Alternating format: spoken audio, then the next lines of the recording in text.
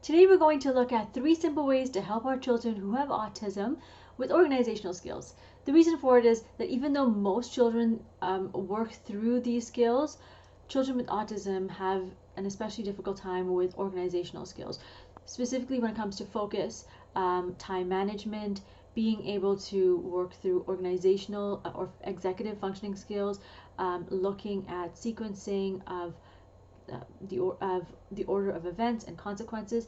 And so today we're going to look at how do we help our children in our classrooms manage these skills. We're going to first look at really helping them, really heavily supporting them, and then backing away as our kids get a little bit more well-rounded with these concepts. Okay, most of these skills you can use with your whole class except for number 3. So let's get started. The first one is called Simplified Sequence, and here what you're going to do is you are going to tell the entire class what the shape of the day is, because everyone should know what they're going to be doing because it helps kids stay on task.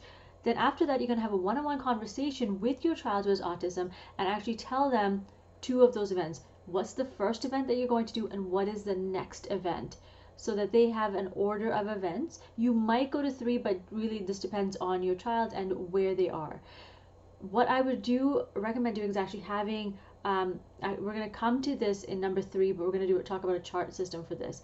But it's really looking at, here we are, what's next. And when you do that, after you've done that, actually take a timer and set your timer so that they know, oh, I have 30 minutes or I have 15 minutes. And sometimes because they have a hard time trying to figure out time, if they're able to just look at the timer and they can see it moving, that helps them with that visual piece and time management piece. Okay, the next thing is color coordination. So instead of just having a bin for language arts and a bin for math and science and socials, I would recommend actually having everything color coordinated. So red folders go into the red bin. Red for, say, language arts, red bin.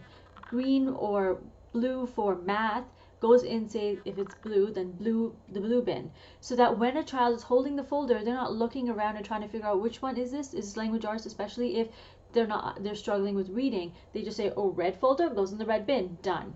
So that it eliminates any sort of distractions around and gets them right to and from where you want them to be. Okay, the third one is visual support. So this is what I was trying to refer back to in step number 1.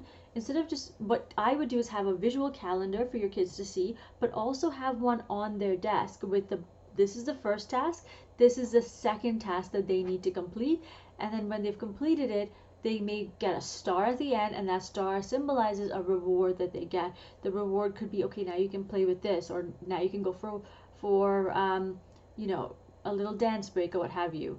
I like to reserve breaks specifically for when they need it, because their body needs it. But otherwise, if you've discussed that they're going for a walk, then that's a different story altogether. Okay, so visual support there. Another visual support that I also like to have, I almost forgot to mention it, is an I need help little mini poster thingy on their desk, and when they need help, they just have to tap to it and or leave their finger on it, and as you're walking by, you see that, oh, they need help, and that way, even though they're working and their finger is on it, you can go and help them. It eliminates any real classroom management issues that you may have where the child's like raising their hand and waving at you and screaming at you, right? It's quiet, it's done. So those are the reasons that we want to be able to help our children with organization skills when they have, especially ones with autism. And the 3 topics that we talked about is Simplified Sequence, we looked at color coordination, and we also looked at visual supports. Okay, if you have any questions, please feel free to let me know. In the meantime, thank you so much for joining me. Take care, my friends. Bye.